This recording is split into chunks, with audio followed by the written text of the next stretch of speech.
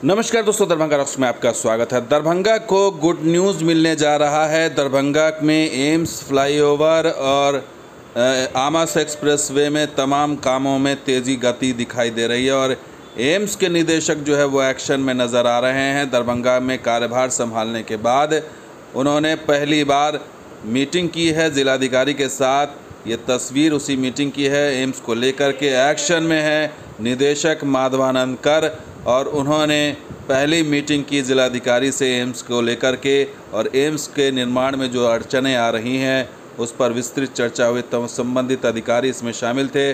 तमाम संबंधित अधिकारियों को बुलाया गया था। जो प्राचार्य हैं, डीएमसीएच के अधीक्षक हैं, उनके अलावा जो बीएमसीएल है, स्वास्थ्य विभाग की जो निर्माण कंपनी है, उसके अधिकारी भी थे। तो एम्स को लेकर हुई बैठक और इसमें BSNL, post office bank, PHED के पानी टंकी, पावर ग्रिड, नाका, पथ निर्माण विभाग का निरीक्षण भवन, इन तमाम भवन को खाली करने की स्थिति की समीक्षा की गई और संबंधित सभी विभागों ने परिसर खाली करने की जानकारी दी कि किसका परिसर खाली हो गया है, किसका बाकी है और उनको बताया गया, जानकारी दी गई। एम्स के जो निदेशक, उन्होंने कहा कि बीएसएनएल का भवन जो है वो किनारे में है, उससे कोई दिक्कत नहीं है, इसलिए उसे रहने दिया जा सकता है, इससे कोई आपत्ति नहीं। लेकिन पावर ग्रिड के संबंध में उन्होंने कहा कि वो स्थल देखकर निर्णय लेंगे और उन्होंने ये भी बताया कि एम्स को 20 मेगावाट बिजली आपूर्ति करने के लिए एक स्थायी पावर ग्रिड की ज़रूरत है, तो उसका भी सुनिश्चित किया जाए। और जिलाधिकारी ने बीएमएसआईसीएल को अतिशीघ्र इन भवनों को ढांचा हटाने का निर्देश दिया। आपको बता दें कि बीएमसीआईसीएल जो है वही पूरे फाइल को लेकर बैठा हुआ है और वही देरी कर रहा है। और उसने ये बताया, उसके अधिकारियों ने बताया कि 3 से 4 सप्ताह के अंदर सभी भवनों को हटा दिया जाएगा, यानी 1 महीना और समय मांग रहा है ये बीएमसीआई के अधिकारी। और 75 एकड़ भूमि चाहिए एम्स को विधिवत हस्तांतरण करने के लिए, ताकि फाउंडेशन और 4 दीवारी का कार्य प्रारंभ हो सके।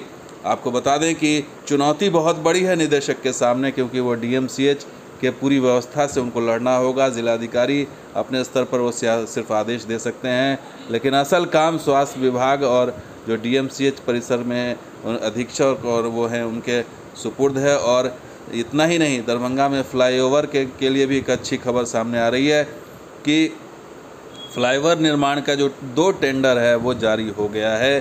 तो अब हो सकता है कि ये 2 टेंडर जारी होने के बाद जब फाइनल होगा तो ग्राउंड पर कुछ काम नज़र आएगा। हालांकि काफ़ी लंबे समय से इसका इंतज़ार था कि लहरियासराय के चट्टी चौक और बेला गुमटी पर आरओबी के लिए निर्माण के लिए टेंडर निकल चुका है।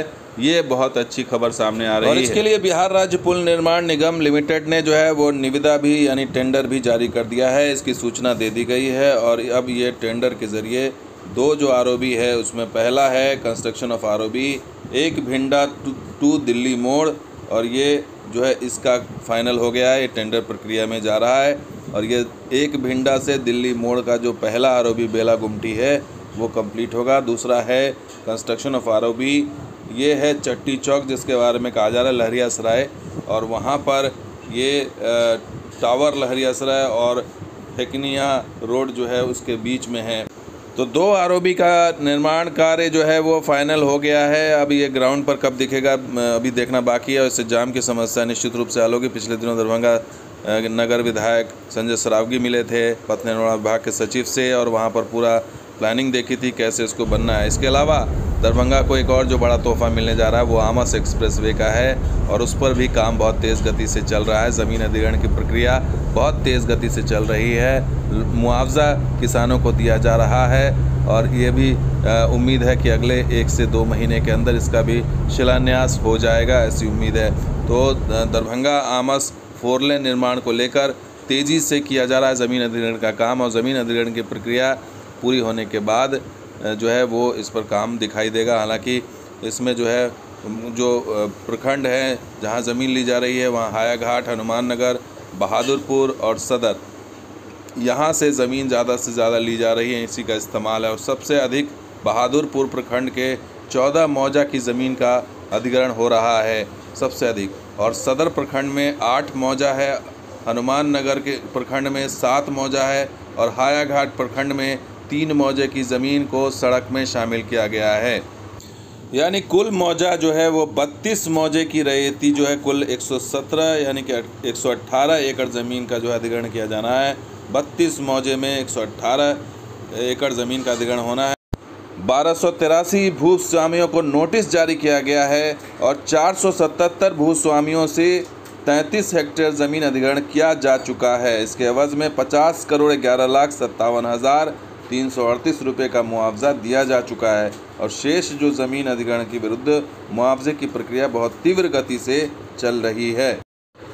और यही वजह है कि विभागीय अधिकारी जो है वो अगले महीने इस राजमार्ग के निर्माण के शिलान्यास की संभावना जता रहे हैं।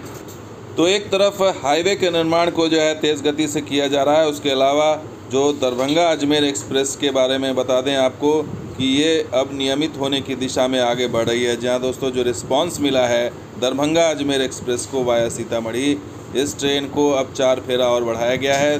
तो ये भी एक खुशखबरी इस पूरे इलाके के लिए है और इसकी सूचना ईस्ट सेंट्रल रेलवे ने जारी की पिछले दिनों और उन्होंने लिखा कि यात्रियों की सुविधा के मद्देनज़र दरभंगा और अजमेर के बीच चल रही गाड़ी संख्या 05537 055 38 दरभंगा अजमेर दरभंगा स्पेशल के परिचालन अवधि में वृद्धि की गई है और टाइम टेबल वही रहेगा, लेकिन इसके 8 फेरे बढ़ाए गए हैं। 17 तारीख यानी 17 अगस्त से ये चल रही है ट्रेन एक्सटेंड होकर के 5-10 तक चलेगी दरभंगा अजमेर, और अजमेर दरभंगा जो 18-8 से चल के ये 6-10 तक चलेगी।